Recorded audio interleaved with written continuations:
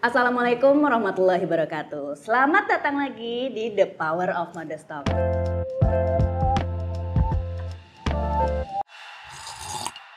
Saya Hana Farid, tentunya nggak sendirian.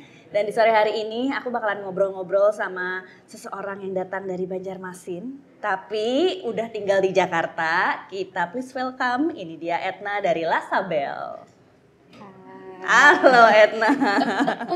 Kita santai ngobrol-ngobrol karena banyak yang penasaran Lasabel brand baru tapi udah Fashion Week dengan banyak terobosan, sudah kolaborasi. Tapi kita pengen kenalan dulu deh gitu. Jadi Etna memulai Lasabel dari tahun berapa? Sebenarnya itu aku mulai Lasabel itu baru banget. Kayak ya baru bayi lah hitungannya ya kalau dibandingkan dengan yang senior-senior mah jauh baru banget, kayak baru 3 tahun lebih karena mulai awalnya itu 2020 awal tuh ya. 2020. Jadi emang baru 3 tahun ya? Iya. Udah lanjut gitu bikin Lasabel sampai sekarang. Ini memulai brand di tahun 2020 saat brand udah banyak. Betul, banyak banget waktu itu juga. Itu kan pasti kayak siap gak nih kecemplung di kolam yang ternyata pemainnya udah banyak. Benar banget. Ada riset dulu gak sih atau gak ada survei dulu sampai akhirnya aku mau masuk nih dengan target market itu? Enggak. Jadi aku terjun itu ibarat kata nggak ada strategi, nggak ada apa, langsung aja karena itu tadi balik lagi karena aku salah satu customernya lah anggapannya. Aku kayak membutuhkan scarf yang A, B, C, D, E, F, G. Akhirnya nggak ada nih, aku tidak menemukan nih yang aku mau gitu. Karena aku udah tahu nih aku maunya apa, tapi nggak ada nih saat itu. Oh kayaknya aku butuh nih yang seperti ini. Nah akhirnya ya udah nggak ada pertimbangan kayak mau target audiensnya apa, marketnya seperti apa, terus mau brand positioningnya kayak gimana, itu nggak ada dalam pikiran. Waktu itu pure memang dari hati pengen bikin yang sekiranya aku tuh pakai terus, jadi aku pakai terus dan aku suka gitu, aku cinta. Jadi di situ dulu pertama aku bikin Lasabel tuh belum ada kepikiran ini bakal jadi sebuah bisnis, punya manajemen, punya tim yang banyak, tuh nggak ada kepikiran. Bisa fashion show tadi kayak Hana bilang tuh nggak ada. Jadi kayak aku benar-benar mengalir itu gitu, nggak punya yang dari awal kan kayak mungkin beberapa orang yang mungkin udah bisnis udah punya goalsnya kayak kita mau dalam beberapa tahun ke depan seperti ini. Ini enggak, itu kayak blessing aja dari Allah gitu, kayak udah dikasih Lasabel jalannya seperti ini, enggak direncanakan gitu. Terus waktu awal tuh ya membuat kayak aku mau bikin nih yang sesuai dengan karakternya aku. Bikin berapa banyak dulu? Nah, jadi karena itu targetnya hanya aku nih di awal, aku tes pasarnya ke diri aku kan. Aku pakai produksi sampel, aku baru pakai sampel nih, aku pakai sampel terus aku biasa posting di sosial media gitu kan, posting sosial media. Ternyata orang pada tanya, bagus banget Kak, brand apa. Ya udah aku akhirnya bilang ini akan datang gitu, kayak coming soon ya gitu. Nanti akan ada gitu. Karena orang-orang pada suka akhirnya ya udah bikin gitu. Diproduksi. Gitu. Berarti sebenarnya Etna udah ada marketnya sendiri. Betul. Sebelumnya ada kesibukan apa yang bikin Etna jadi punya audiensnya sendiri dan pengen udah share? Iya. Jadi sebenarnya aku tuh emang suka berbagi aja gitu cerita di sosial media. Mungkin kayak mengangkat isu-isu yang simple aja di usia aku dulu. Itu kan 2020 itu kayak kira-kira di 21 tahunan, 22 tahunan gitu. Itu aku kayak suka discuss gitu di sosial media. Akhirnya jadi mungkin udah ada nih market dari sosial media itu. Jadi aku memang dari market aku aja sih dulu. Dulu udah ada bisnis sebelumnya? Ada, jadi aku tuh dulu punya bisnis itu beauty malah. Jadi basicnya dulu banget nih ceritanya ya. Dulu banget tuh aku kalau cita-cita sih pengen jadi dokter. Tapi saat jadi dokter kayaknya belum ada jalannya ya. Mungkin nggak jalannya aja dari Tuhan gitu. Akhirnya ya udah bikin salon kecantikan aja. Bikin salon kecantikan di Banjarmasin. Waktu itu aku masih SMA tuh. SMA aku bikin salon kecantikan. Udah itu bener-bener sama itu cari pengalaman ya, judulnya. Jadi nyebur, belajar ambil nyebur langsung. Udah nggak tahu tuh masalah ibarat kata nggak punya tim accounting dan lain-lain, namanya juga anak baru lulus SMA. Ibarat kata yaudah nih ada ibarat kata ruko orang tua gitu kan, udah jalanin lah gitu salon kecantikan rame. Zaman itu berarti kan aku tuh 2017an lah ya waktu bisnis sekolah. 2000 sekolah itu. Jadi aku pulang sekolah itu benar-benar dari yang aduh kalau ingat aku survive itu, anak sekolah itu diremehin dong, kayak lu ngapain, anggapannya bikin salon gitu, kayak mau jadi tukang salon, anggapannya itu gitu lah awalnya. Tapi akhirnya ya udah jalanin, rame. Tapi mungkin jalannya udah nggak di situ lagi karena aku akhirnya menikah. Nah karena menikah itu suami bilang waktu kita mau menikah, aku basicnya nggak di sini gitu, aku di Jakarta. Kalau kamu mau nikah sama aku ya berarti kamu ikut aku. Karena aku mau ibarat kata mau berkeluarga di sana. Jadi kamu ya ikut aku. Jadi kan otomatis aku harus meninggalkan bisnis itu gitu anggapannya. Walaupun ya menghasilkan nggak menghasilkan ya, yang penting pengalaman ya kan, pengalaman, experience. Jadi yaudah akhirnya si suami aku bilang itu, akhirnya aku yaudah memutuskan berarti aku nggak bisa lanjut nih di bisnis ini karena kan kalau bisnis itu berarti aku harus stay di situ, nggak bisa ikut suami. Harus bisa kontrol salonnya. Betul, lah ya. bener-bener harus in charge banget lah di salon. Jadi akhirnya aku ikut suami. Ya, kamu menikah, dibawa ke Jakarta, lalu adalah Lasabel gitu. Jadi Lasabel ada artinya nggak sih? Sebenarnya Lasabel itu tuh waktu itu aku research kan, aku tuh pengen punya brand yang artinya tuh indah, cantik, apa ya?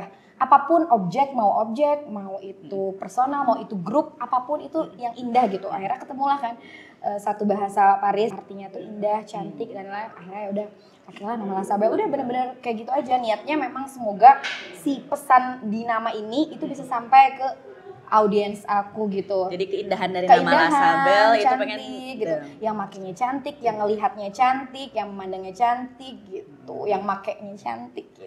Pokoknya cantik. Dan dari awal scarf tuh kan teman-teman pada nanya ini di mana sih produksi, di mana produksinya, akhirnya dibikin Lasabel. Itu ada tahap ngikutin gak sih tahap-tahapnya? Oke, akhirnya bikin misalnya 2 lusin dulu terus nanti naik gitu. Enggak, jadi waktu orang-orang yang itu pada suka gitu kan, pada mau nih produknya. Teman-temannya Etna pada nanyain betul, gitu ya. Akhirnya kita bener-bener, kalau aku tuh bener-bener pas udah mau ngeluarin, yaudah deh karena ini marketnya udah ada, akhirnya kita bikin bener-bener diseriusin. Nah diseriusin itu aku bener-bener bikin tim lah. Tim waktu itu tim kita itu kecil banget, kayak cuma berapa, itu di Jakarta tuh.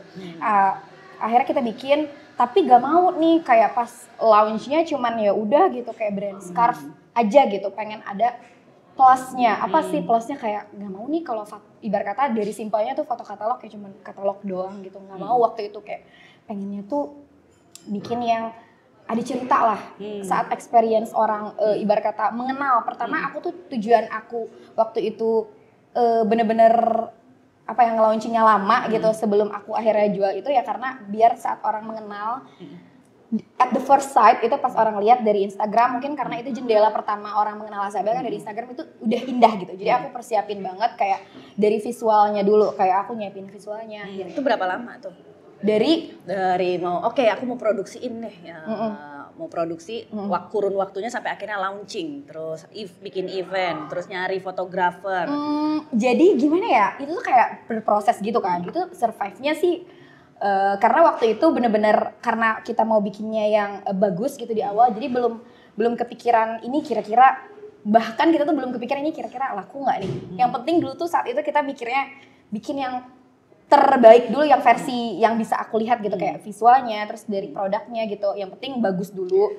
Saat itu baru mikirin produknya gitu. Waktu yang produksi yang pertama apa tuh? Temanya bunga-bunga dulu. Jadi pertamanya itu banget itu kita tuh ngeluarin dulu lah, Lasabel itu suka banget di 2020 itu ngeluarin yang etnik bercerita gitu. Jadi scarf yang punya cerita. Jadi waktu itu kita mengangkat tema Marrakesh collection. Biasanya saat itu di 2020 banyaknya itu yang ngeluarin pattern bunga yang girly, warnanya soft pastel. Itu ingat banget aku tuh warna-warna pastel. Kita itu saat itu berani banget ambil warna-warna tonnya terakota, yang lebih bold lebih bold, lebih berat gitu. Ambilnya yang terakota, terus desainnya juga rada edgy. Kayak nggak terlalu pattern, kadang ada monogramnya juga. Waktu itu monogram itu nggak se-hype sekarang. Terus kayak logo dan brand itu nggak se-hype sekarang. Nah di saat itu kayak kita punya satu, kayak aku tuh pengen di Lasabel ini punya satu karakter yang kuat gitu. Saat orang lihat, oh ini mah Lasabel banget gitu. Kayak dari desainnya, dari patternnya, dari pemilihan monogram atau dari pemilihan warna bold tapi juga punya softnya. Jadi kayak apa ya, masih mix gitu. Tapi nggak yang soft banget, itu sih mempertahankan di antara warna itu yang susah. Kalau dikasih 3 kata nih, kalau kita kasih 3 kata buat Lasabel, kata itu apa aja? Misalnya satu apa? Bold tadi. Yang satu, Lasabel itu sebenarnya karakternya dia sebenarnya itu dia bold tapi juga sometimes soft juga gitu. Jadi in the middle itulah pokoknya. Gak terlalu girly tapi independent sih. Kayak dia berkarakter lah. Kalau aku lihatnya Lasabel ini yang kalian makanya perempuan berkarakter. Perempuan yang punya karakter kuat gitu. Saat orang lihat itu auranya udah keluar aja gitu. Pokoknya aku ngelihatnya Lasabel itu kayak gitulah. Satu lagi ya tadi ya. Berkarakter udah. Oh sama dia selalu punya cerita yang selalu ingin dia sampaikan gitu. Entah dari setiap kampanyenya, koleksinya selalu punya pesan atau cerita yang mau berusaha disampaikan. Kayak kita tuh saat mau ngeluarin koleksi ini loh yang sebenarnya kita mau tuju gitu. Di beberapa koleksi kita tuh kita sebenarnya kayak gitu. Cuman mungkin iya loyal customer tuh ngikutin ya. Cuman mungkin banyak orang yang lihat Lasabel sekarang tuh kayak oh iya bikin event, ini kolaborasi. Sebenarnya tuh di balik itu tuh banyak banget yang berusaha kita sampaikan. Kayak di kolaborasi kita sama A sama B sama C itu misalnya tujuan kita adalah untuk misalnya wanita, untuk ini, untuk itu gitu. Jadi sebenarnya ada cerita dan maksud di dalamnya gitu. Oke, ada pesan-pesan yang pengen disampaikan ya. Terus sampai akhirnya ceritanya fashion show tuh di kemarin Fashion Week, ikut Fashion Week itu siapa yang ngajakin gitu? Jadi sebenarnya itu tuh diajakin sama G-Crafts ya kan. Nah G-Crafts itu kan di bawah Kemenparekraf ya.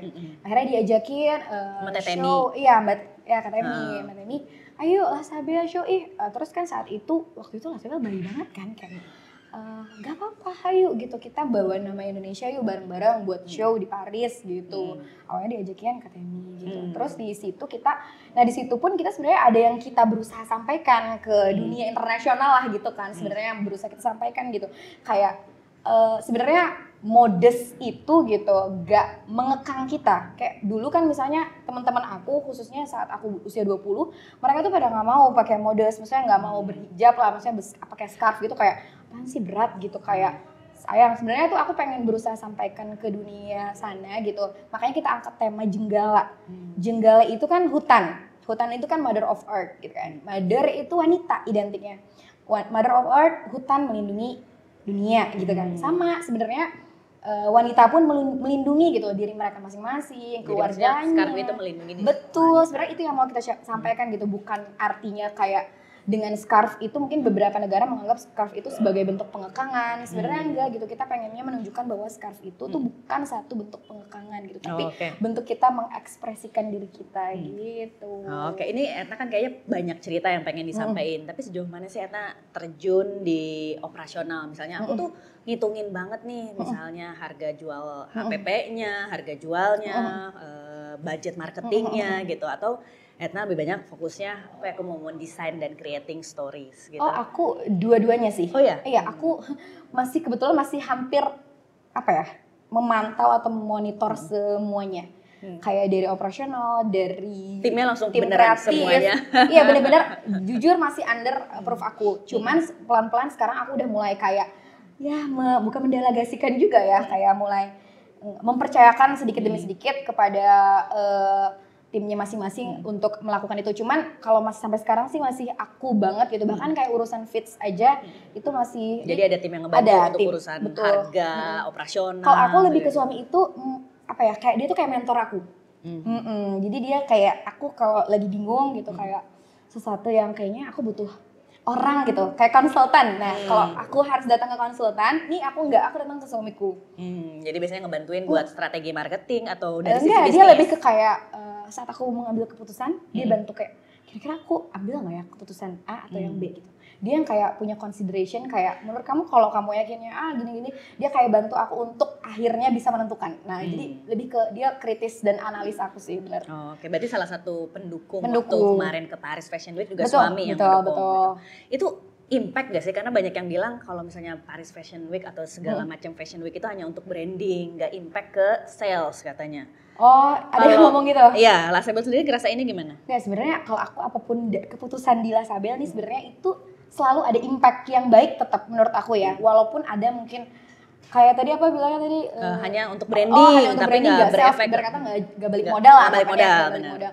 Sebenarnya kan yang kembali itu macam-macam feedback yang kita dapatkan kan. Bisa jadi gak bentuknya material, tapi bisa dalam bentuk kesempatan baru atau networking atau ketemu orang baru.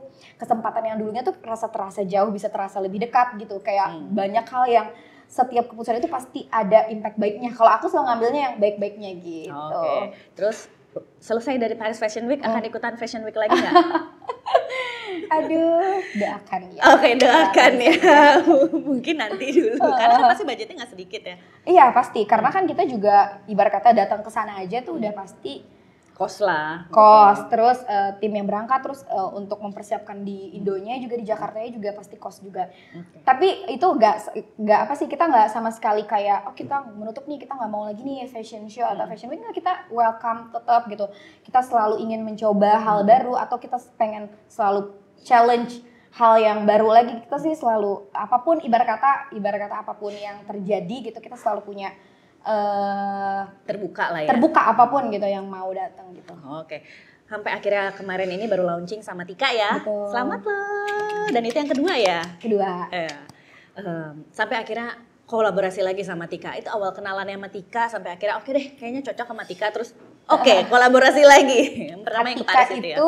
Siapa yang nggak kenal Ketika ya kan? Kalau untuk modest brand, owner modest brand nggak ada yang nggak kenal Ketika ya kan? Karena dia salah satu influencer yang menurut aku karakternya kuat. Kayak dia punya DNA-nya sendiri. Dia kuat banget karakter, secara personality dia sangat baik. Jadi waktu itu kenal, pertamanya ngundang event. Inget banget 2020 ada salah satu event Lasabel tuh di Jakarta. Kenal orangnya Masya Allah ramah banget. Baik banget dan welcome, sama sekali nggak kayak ngerasa misalnya senior sama junior, tapi dia tuh benar-benar tipenya yang rangkul, yang apa sih yang baik gitu, kayak bahkan kayak hal-hal yang kayak ayo dong kamu ini, kayak ngasih tahu gitu. Ketika tuh salah satu ibarat kata Lasabel bisa ada di titik ini juga salah satunya karena Ketika yang memotivasi. Dia tuh benar-benar yang kayak nggak ada antara Lasabel baru nih gitu, kayak dia nggak pernah memandang kayak gitu kayak kamu baru ini enggak, dia benar-benar kayak semuanya dirangkul baik banget. Jadi waktu itu dari situ terus diajak tuh ke Paris kan. Waktu itu kita ajak ke Paris, bikinlah collab yang pertama. Pecah banget karena dianya juga all out.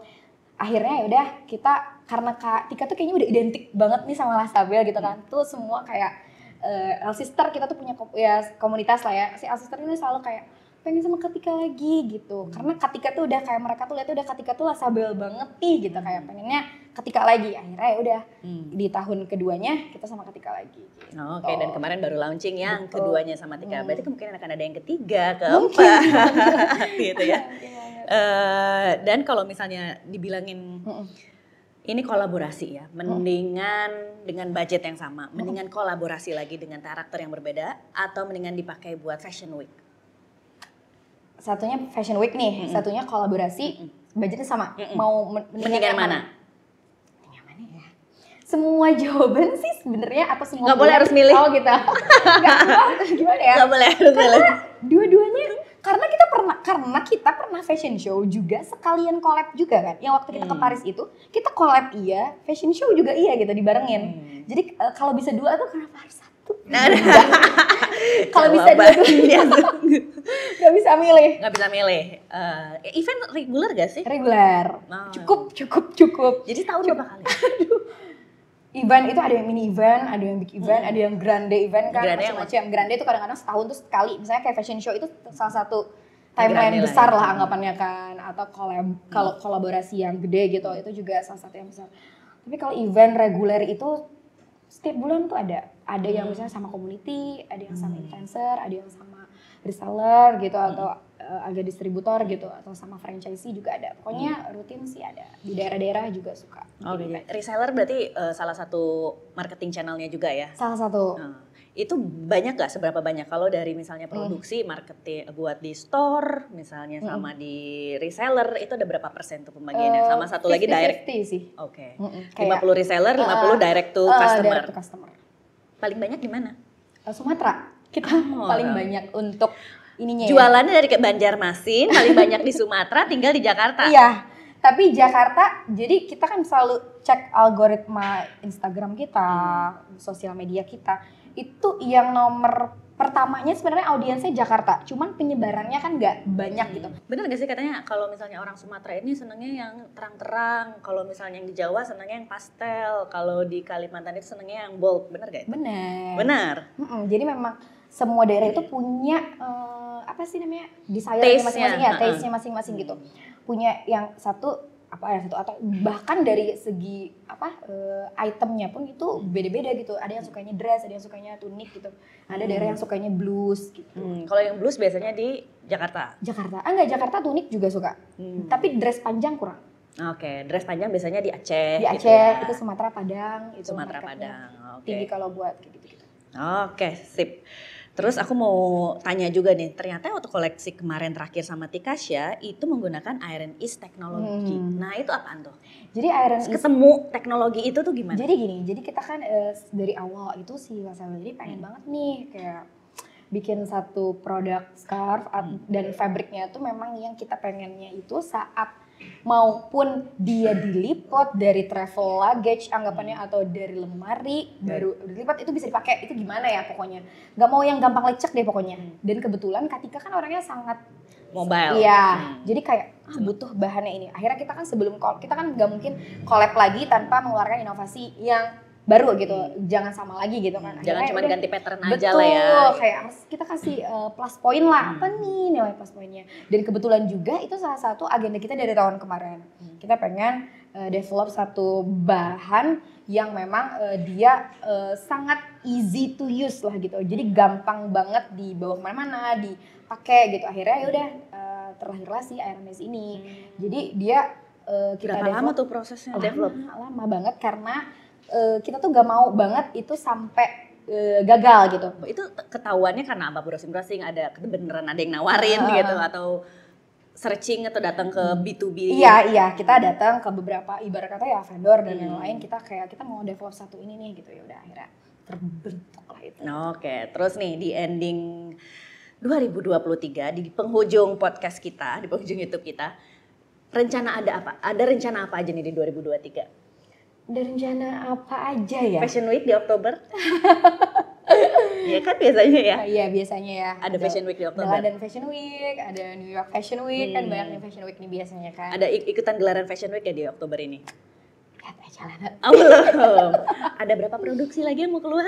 Aduh, kita kalau produksi kan pasti selalu ada ya. Itu berapa per 2 minggu? Enggak, per bulan sebenarnya. Kalau scarf itu kan produk utama, itu per bulan sih sebenarnya. Tapi kalau kayak side product itu ada terus sih per minggu tuh ada side product yang baru gitu. Oke. Sebenarnya kita lagi kalau untuk kedepannya sih kita lagi mau research kayak strategi apa sih juga yang dimiliki sama Kahana sampai akhirnya mode stok ini bisa mendunia. Kita malah pengen kulik juga nih dari Kahana.